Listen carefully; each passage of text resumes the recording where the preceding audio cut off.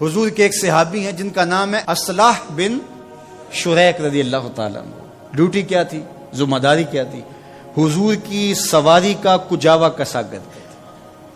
جب بھی سفر ہوتا یہ ساتھ چلتے، پڑاؤ ہوتا تو کجاوا کھول دیتے، پھر کوچ کرنا ہوتا تو کجاوا کس دیتے. ایک سفر پہ حضور کے ساتھ تھے، رات پڑاؤ کیا، انہیں غسل کی حاجت ہو گئی. پانی اتنا ٹھنڈا تھا کہ اگر یہ اس پانی سے غسل کرتے تو بیمار پڑ جانے کا خوف غالب تھا. تو یہ کہیں سے لکڑیاں جمع کر کے لاتے ہیں کہ پانی گرم کروں اور غسل کروں. ادھر کوچ کا وقت آ گیا تو انہوں نے جلدی سے ایک انصاری صحابی سے کہا کہ حضور کی سواری کا وہ کجاوا بڑا ہے، اس کو یوں کس دو. یہ گئے، کجاوا اٹھایا اور کس دیا، اور حضور بیٹھے اور تشریف فرما ہوئے اور قافلہ کوچ کر گیا. یہ پیچھے سے غسل کر کے تسلی سے اور پھر سواری لی اور جلدی جلدی یہ بھی دوڑاتے ہوئے قافلے کے ساتھ شامل ہو گئے. اور جو ہی ان کی سواری حضور کی سواری کے قریب آئی تو آقا کریم نے دیکھا اصلہ بن شریک ہے اور مسکرائے اور کہا اصلہ آج کجاوا بدلا بدلا سا لگتا ہے، تمہارے ہاتھ کا کسا ہوا نہیں لگتا. آج اس کی حضور میں نے کسا بھی نہیں ہے، یہ تو فلاں انصاری نے کسا ہے. تو میرے حضور نے فرمایا تم نے کیوں نہیں کسا؟ تو سنو ذرا ان کے لفظ، تمہاری روح وجد کرے گی. لوگ سمجھے ہی نہیں دین کیا ہے، ذرا رنگ دیکھو ادب کا. حضور نے فرمایا اصلاح آج کجاوا بدلا بدلا سا لگتا ہے. عرض کی حضور میں نے کسا بھی نہیں، یہ تو فلاں انصاری نے کسا ہے. تو کہا تم نے کیوں نہیں کسا؟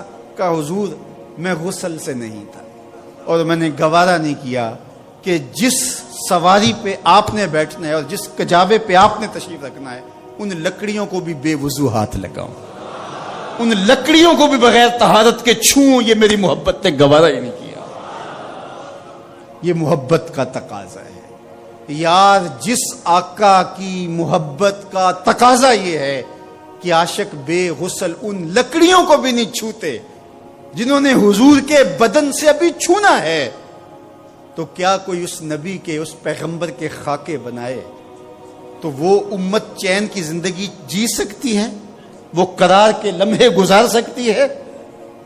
تو کیا ہمارا صرف اتنا ہی فرض ہے کہ ہم فیس بک پہ احتجاج کر دیں؟ اگرچہ یہ بھی محبتوں کا ایک رنگ ہے، اور اس کے بعد ہم ٹھنڈے ہو کے بیٹھ جائیں اور وہ ہر 5 سال کے بعد، ہر 3 سال کے بعد، ہر 2 سال کے بعد یہ حرکت کریں اور ہمیں پتا ہے کہ آج کی ہے اور 3 سال بعد پھر انہوں نے کرنی ہے، تو ہم بس اس پہ کفایت کریں اور کافی ہو جائے؟ نہیں، ہمیں دین اسلام کو غالب کرنے کے لیے آخری سانس تک جنگ کرنی ہوگی.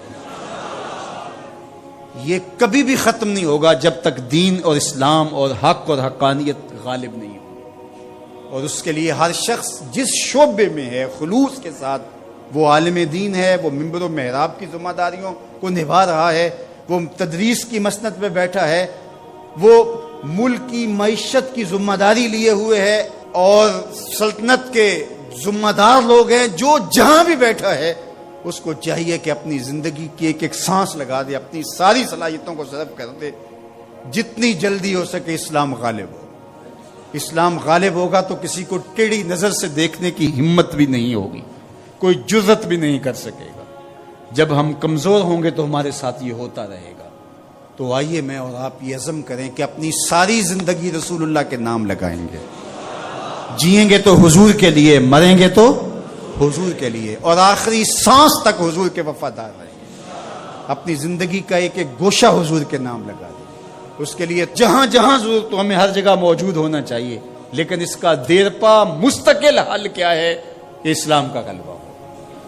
اور ہم اپنی ذمہ داریاں ہی اپنے دائرے میں رہ کر کے جو ہمارے سپرد ہے وہ بھی ادا نہ کر رہے ہوں اور وہاں خیانت کر رہے ہوں، تو کس طرح ہم دنیا کے بپھرتے ہوئے ان طوفانوں کا مقابلہ کر سکیں گے اور ان مصیبتوں کو روک سکیں گے، ان سیلابوں کے آگے بند باندھ سکیں گے؟ تو اپنے حصے کا کام ضرور کیجئے اور دن رات اللہ اس کے رسول کے دین کے لیے لگائیے. اپنی نسلوں کو تیار کیے حضور کی نوکری کے لیے، حضور کے دین کے لیے. بعض لوگوں کو شکایت ہوتی ہے کہ ہمارے بچے بڑے اکھڑ ہیں، بڑے تند مزاج ہیں، بڑے سخت گیر ہیں، تو اس کا علاج کیا ہے؟ تو اس کا علاج یہی ہے کہ ان کو درود کی تصویر دو. درود اکڑ توڑ دیتا ہے، طبیعت کی تندی نکال دیتا ہے، طبائع کی تلخیاں ختم کر دیتا ہے، محمد عربی کے نام کی مٹھاس پیدا کر دیتا ہے۔ حضور کا نام شہد سے میٹھا ہے، دل آویز ہے۔ کھنڈ میں اتنی مٹھاس نہیں ہے، شکر اور گڑ میں اتنی مٹھاس نہیں ہے، شہد میں اتنی مٹھاس نہیں ہے، کاند اور نبات میں اتنی مٹھاس نہیں ہے جتنی نام محمد میں رکھی گئی۔ ان کا نام لبوں پر آئے، میٹھا میٹھا منہ ہو جائے، ان کے بول بہاروں جیسے اور اصحاب ستاروں جیسے، ان سا پیارا اور نہ کوئی، ان سے بچھڑ کے لکڑی روئی، جب وہ سیر کو جایا کرتے سر پہ بادل سایا کرتے۔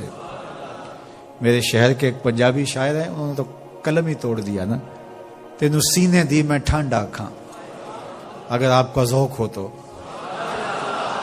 تینوں سینے دی میں ٹھنڈ آکھاں، شہد گلاب تے کھنڈ آکھاں، تینوں نبیاں دا میں لاڑا آکھاں، تیرے ہجر دے وچ میں ہاڑا آکھاں۔ تو ان کا نام ہی میٹھا ہے، دل آویز ہے۔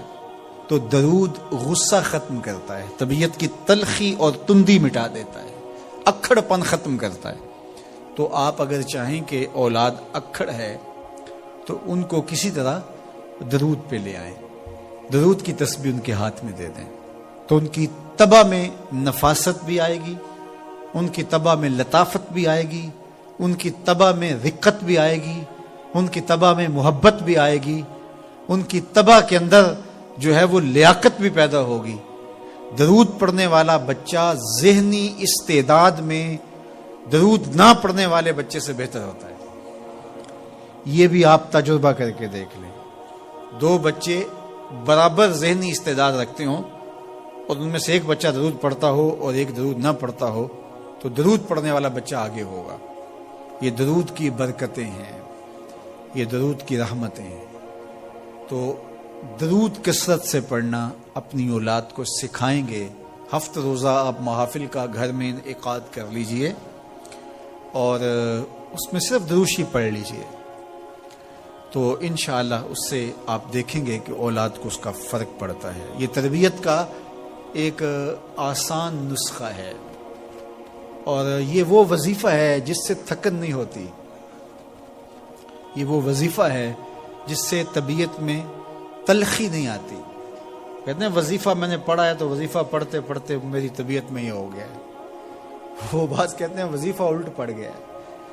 بڑے وظیفے الٹ پڑھ سکتے ہیں لیکن درود الٹ نہیں پڑھتا، درود ہے ہی سیدھا، یہ الٹوں کو بھی سیدھا کر دیتا ہے۔ تو درود پڑھیں اور یہ منہ بھی میٹھا رکھے گا، یہ دل بھی ٹھنڈا رکھے گا، یہ دنیا بھی ٹھنڈی رکھے گا اور آخرت بھی ٹھنڈی کر دے گا۔